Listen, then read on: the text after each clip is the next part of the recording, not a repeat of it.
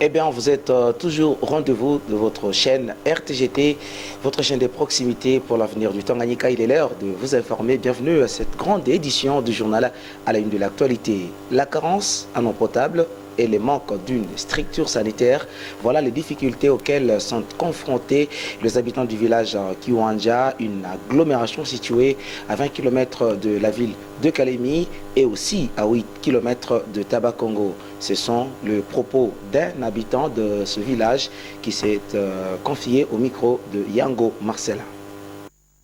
Sisi matatizo yenye tuko nayo katika mji wetu wa Kiwanja, tuko na matatizo kwanza ni masomo kwa kusomea watoto wetu. L'infrastructure piteuse de notre établissement scolaire est le grand problème que connaissent nos enfants. Nous parlons de l'école car c'est nos parents qui l'avons bâtie en daube et en paille. Mais cette toiture en paille n'est pas de bonne qualité et les murs tombent de temps en temps. Nous demandons une subvention de la part du gouvernement. On avait reçu un legs de la part de la CNRC avec les kits scolaires des enfants. Et voilà qu'ils sont partis. Plus personne n'est revenu. Que le gouvernement fasse une descente dans ces lieux pour voir les conditions dans lesquelles les enfants sont exposés. Le gouvernement provincial tunasema kwa bangalie wale watu maana majorité ko pale ni bapigment ndio majorité ya ile parti kwa sababu ni migini yote ine Kawama, Kiwanja, Katolo na Kibaraka wote wapeleka masomo pale fasi pa Kiwanja. Tunaomba kwa autorité provinciale ikuye kwa angalie wale watu kwa sababu na wao wanafanya na wao wasome kwa sababu ndio maisha ya watoto mwaka kesho ni watoto basome. Nous avons un problème sérieux de la consommation en eau potable et d'ailleurs en ce moment nous profitons que des eaux des pluies car les puits que nous utilisons ne produisent pas une grande quantité de l'eau. Surtout au mois de juin et de juillet, nous consommons une eau impropre. L'autre difficulté, c'est le manque d'une structure sanitaire et surtout lorsque les femmes veulent accoucher. Parfois, elles sont transportées sur des vélos, quittées ici à Kiwanja, vers Taba, c'est carrément 8 km. Et il faut que cette femme qui veut accoucher soit accompagnée d'une maman au cas où cette femme enceinte accoucherait en cours de chemin. Voilà les difficultés que nous traversons ici chez nous, à Kiwanja. Bakiwasaidie ile fasi selo wale batu nabo bachikute ya kama beko mu province yabo beko mu pays yabo zaidi wale batu ni batu ya kusaidia sana ndio napata basa ya kubaomba ba autorite bakiwa batusaidie wale petu Kiwanja axe muso shama axe zongo. Après la pluie, c'est le beau temps, dit-on. Ce principe souffre d'application à Kalemi, chef-lieu de la province du Tanganyika. À chaque fois qu'il pleut, les routes sont inondées, des caniveaux bouchés, des caniveaux aussi bien sûr bouchés, des routes sont impraticables, ainsi donnant une très mauvaise image de la province aussi territoire. Quelles peuvent être les causes de cette insalubrité et qu'en est-il bien sûr des solutions envisagées par le maire, par la mairie plutôt? Nondakaïté André, coordonnateur urbain de l'environnement, a répondu à toutes ces questions au micro de votre chaîne. Je peux quand même donner quelques raisons qui font à ce que nos collecteurs de la ville se remplissent chaque fois lorsqu'il y a une pluie. La première cause, c'est la construction d'abord de la ville. La ville est construite vraiment dans des conditions là que la ville ne peut pas exister. C'est comment? Les maisons sont construites dans des montagnes sans toutefois qu'il y ait des murs de protection. Or que si et seulement si cela était construit dans des montagnes et qu'il y avait des murs de protection, on pourrait quand même avoir un peu de sable et la ville ne peut pas être remplie de sable et le collecteur ne peut pas être rempli de sable. La deuxième cause, c'est la mauvaise gestion des déchets. Tout ce qui est comme déchets est gardé dans des maisons. Lorsqu'il y a pluie, tous les colis, tous les sacs de déchets sont jetés dans le collecteur lorsqu'il y a une forte pluie. Et cela se dirige vers le collecteur de la ville. Bon, s'il y avait du sable, l'eau pourrait quand même passer sans problème. Lorsqu'il y a présence de déchets, lorsqu'il y a présence de sacs, lorsqu'il y a des morceaux de bois et d'autres des bambous qu'on jette dans des collecteurs lorsqu'il n'y a plus, vraiment, on ne peut pas avoir l'espoir que la ville sera épargnée. Donc la ville sera vraiment inondée par les déchets et l'eau ne peut pas couler comme il faut. On ne cesse pas de parler à la population que les gestions en général des déchets dans chaque ménage doit être donc l'enfouissement de ces déchets. Vous creusez dans votre parcelle une poubelle parce que nous n'avons pas encore d'autres moyens pour évacuer les déchets ménagers vers les décharges publiques. Mais les décharges publiques sont là, mais la gestion doit être vraiment, chaque maison doit gérer ses déchets tout en creusant un puits dans sa parcelle. Au lieu de garder ça dans des sacs, lorsqu'il y a la pluie, vous jetez ça dans des collecteurs. Ça, c'est donner vraiment la charge à l'autorité de la ville et de la province. De toute façon, il faut que tout le monde soit responsable de ce qu'il est en train de faire. Gérer les déchets, c'est bon, mais il faut toujours enfouir ça. Le manque d'éclairage ou de la lumière est l'un, bien sûr, de facteurs majeurs favorisant ainsi l'insécurité dans certains coins de la ville de Kalemi. C'est dans l'objectif d'avoir la position du gouvernement sur la réhabilitation ou la remise en service des éclairages érigés dans les artères plutôt de la ville de Kalemi, que votre rédaction est allée à la rencontre de Gaspard Kilongo, au commissaire général en charge de l'énergie, qui a affirmé que le projet de revoir les lampadaires est sur la table. Il est ici au micro de Dieudonné Balanga Hardy. En réalité, les projecteurs que vous êtes en train de voir tout au long de la route du boulevard Lumumba et l'avenue Kituku, ce sont des projecteurs qui ont été installés sous le patronage du gouvernement central. Mais après l'installation, je crois que ces projecteurs ont été remis, comme ça constitue l'éclairage public, ça a été remis entre les mains de la mairie et c'est la mairie qui devrait s'occuper et qui doit nécessairement s'occuper de la maintenance. Je crois avoir été en contact plusieurs fois avec le maire de la ville. Il avait déjà fait appel à une équipe pour faire la maintenance de ces panneaux solaires. Il y a aussi des batteries qui posent problème et certains projecteurs. Donc, soyez-en rassurés que d'ici peu, les projecteurs que vous voyez sur notre boulevard Lumumba et sur l'avenue Kituku seront réhabilités, réparés, dans le sens que la mairie est en train déjà de faire son travail. Mais nous, par rapport au gouvernement provincial, nous avions encore lancé, nous avons signé un contrat avec certains investisseurs sur l'électrification de certaines artères de la ville de Kalemi qui constitue une épée de Damoclès, un danger permanent pour la ville de Kalemi. Parce que lorsque nous sommes dans le noir, l'insécurité nous est également à outrance. C'est pourquoi pour éradiquer cette insécurité très outrancière que nous sommes en train de vivre lorsqu'il y a le noir, voilà pourquoi nous avons préféré dans certains milieux, dans certaines artères où il n'y avait pas l'éclairage public, nous avons souhaité, c'est pourquoi les bien fondés de notre projet d'électrification de certaines artères de la ville de Kalemi. Donc le gouvernement n'a pas croisé les bras, mais au moins un gouvernement responsable est celui qui croise les desiderata de la population ou les besoins de la population. Donc nous sommes en train de travailler pour satisfaire la population. Et en rapport avec le projet de construction de forage de Gaspard Kilongo, commissaire général de l'énergie et hydrocarbures, a précisé que l'une des priorités du gouvernement provincial en 2024, c'est de construire 28 autres puits afin de permettre au reste d'habitants d'être servis en eau potable. Le patron de l'énergie en province a par la même occasion rappelé que les modalités pour forer un puits. Gaspard Kilongo, il est ici au micro de Dieudonné Balangardi, encore une fois de plus. du budget 2023 qui vient de se terminer.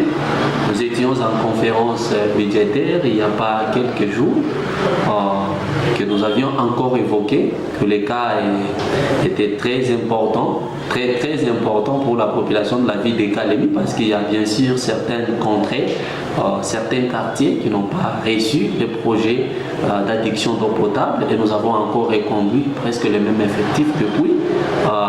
Combien en tout cas? Normalement 28 puits qui doivent être repris pour le budget 2024. Donc nous n'avons pas croisé les bras et nous souhaitons encore aller plus loin pour que la population se sente quand même à l'aise lorsqu'il s'agit de la saison sèche, lorsqu'il y a le vent impétueux qui souffle ici, que nous connaissons toujours sous le nom de Saba Saba. Et parfois l'eau de la régie des eaux ne coule pas. Alors pour répondre à ces désidératas-là, nous voyons que le mieux serait possible de multiplier encore quelques puits avec bornes de fontaine. Mais au moins pour également forer un puits, nous devons obtenir nécessairement une autorisation de forage de puits. Et cette autorisation de forage de puits est fixée par un arrêté provincial. C'est-à-dire, la population qui est en train de me suivre en ces moments est censée connaître que lorsque une personne se sent capable de forer un puits, il est censé ou elle est censée recourir à la division de l'énergie pour obtenir l'autorisation de fonctionnement et plutôt l'autorisation de forage de puits qui ne coûte que $250. Mais une fois foré un puits sans au préalable obtenir l'autorisation de forage de puits, sachez bien que vous serez astreint à certaines pénalités parce que vous avez violé la loi. Donc, nous devons tous respecter la loi. Nul n'est censé ignorer la loi. Le 14 novembre de chaque année, le monde entier célèbre la journée de lutte contre l'une des maladies les plus mortelles, le diabète. À ce sujet, nous nous sommes entretenus avec Dr Daniel Kitenge qui a donné l'élément causal et le moyen de prévention pour lutter contre cette maladie. Il est ici au micro de votre chaîne. Ça, c'est une bonne journée parce que quand on célèbre une journée, là, on sensibilise la population vis-à-vis de la maladie citée. C'est une maladie qui est chronique, c'est une maladie qui tue vraiment la population. C'est une maladie là caractérisée par les taux élevés de la glycémie, donc du sucre dans le sang. C'est une maladie aussi qu'on peut découvrir à partir des signes que les patients vont commencer à présenter. Et souvent, il y a plusieurs signes. Souvent, les signes remarquables que le monde connaît, c'est l'excès d'uriner. Toutefois que le malade est atteint par cette maladie, vous verrez qu'il va uriner beaucoup pendant la journée, pendant la nuit. Mais aussi, il aura la soif. Toutefois, là, il aura soif d'être, je ne sais pas, à côté de l'eau, en train de boire comme ça. Et en dehors de ça, il aura aussi la famine. Toutefois, là, il va se sentir, même s'il mange 2 heures après, il aura encore besoin de manger et tout ça. Mais aussi que c'est une maladie là qui dérange parce que c'est une maladie à cause multiples par rapport au type et même les causes sont différentes. Vous voyez que le diabète sucré, souvent c'est le diabète qui dérange la population. Et le diabète sucré, ça a une cause là qu'on peut dire que c'est une cause métabolique. Quand il n'y a pas maîtrise de l'alimentation, une alimentation équilibrée, vous verrez que la personne va tomber malade parce qu'il y a plusieurs causes. Là, je peux citer d'abord les surpoids. Et les surpoids viennent par l'alimentation, par excès énergétique. Vous voyez que quelqu'un qui consomme plus les aliments sucrés, quelqu'un qui consomme plus la viande, vous verrez qu'il aura les surpoids. Quand il y a l'obésité, cela va conduire la personne à la maladie du diabète. Cette maladie-là, avec les traitements modernes, on on n'a pas encore la solution. Il n'y a que des produits là pour régler les taux de sucre. S'il y a une augmentation, on vous donne quelques produits là qui vont un peu diminuer les taux de sucre. Et ça va encore revenir, ça va encore remonter. La personne est appelée de rester dans des conditions génétiques. Il ne faut pas manger telle nourriture, il ne faut pas manger telle nourriture, boire telle boisson, de telles limites comme ça dans le régime alimentaire. Mesdames, Messieurs, l'actualité dans la presse congolaise est dominée par la réunion entre la CENI et le candidat à la présidentielle de décembre prochain. Melchior Katontononkolo pour la lecture du journal.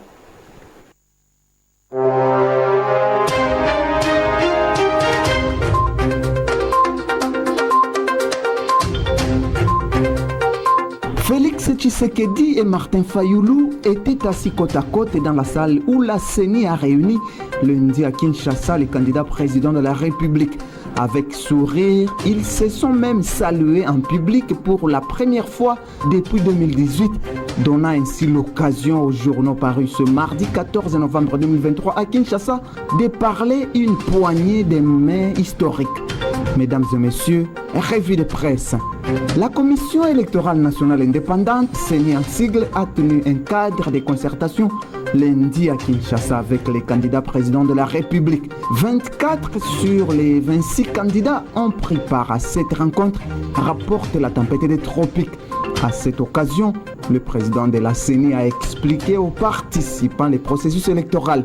La campagne électorale pour les candidats présidents de la République, députés nationaux, députés provinciaux de mars et 19 novembre 2023, celle des conseillers communaux est prévue 2 semaines avant les scrutins, a-t-il certifié. Le chef de l'État sortant signale Forum des As s'est conforme au protocole imposé à tous les candidats. Il est entré dans la salle des réunions seul, accompagné de son mandataire Jackman Chabani, et il a occupé la chaise 20 correspondant à son numéro de bulletin aux côtés des autres candidats, note les quotidiens, saluant par ailleurs la poignée de mains entre Félix Tshisekedi et Martin Fayoulou, deux frères ennemis. Cette poignée de mains historique est un signe d'élégance politique, estime le potentiel. L'opposant Martin Fayoulou et le chef de l'État Félix-Antoine Tshisekedi Tshilombo se sont parlé en public pour la première fois depuis le scrutin présidentiel de 2018.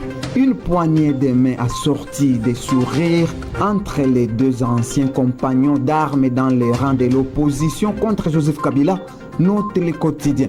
Ainsi, il est essentiel que les mesures de prévention soient mises en place pour éliminer les discours de haine dans la rhétorique politique. Cela nécessite l'autorégulation des partis politiques et des mouvements. Tous les acteurs impliqués dans la diffusion de l'information doivent agir de manière responsable pour empêcher la propagation des discours qui sapent la démocratie, conseille le journal. Denis Kadima en a profité pour rappeler à la tenue des élections apaisées, renchérir la prospérité. Qu'il s'agisse du nombre d'enrôlés, Denis Kadima lance un vibrant appel à jouer pleinement votre rôle parce que la CENI compte jouer les siens. Denis Kadima au milieu des 26 candidats ce lundi 13 novembre 2023, genre qu'il s'agisse des dispositifs arrêtés pour la réussite des scrutins en termes de matériel adéquat, aussi bien en quantité qu'en qualité. Denis Kadima, se voulant rassurant, a démontré combien la CENI est prête à jouer sa partition pour la tenue effective des élections telles qu'annoncées depuis le 26 novembre 2022, conformément à son propre calendrier, rapporte les tabloïds. Cette rencontre, selon la référence plus, a permis aux deux partis fixer les dernières règles du jeu avant la campagne électorale. Denis Kadima a lancé un vibrant appel aux candidats présidents de la République à jouer pleinement leur rôle parce que son institution compte jouer les siens.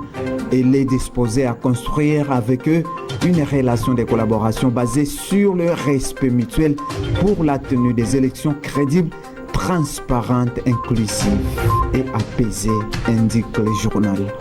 Mesdames et messieurs, c'est tout pour la revue de presse.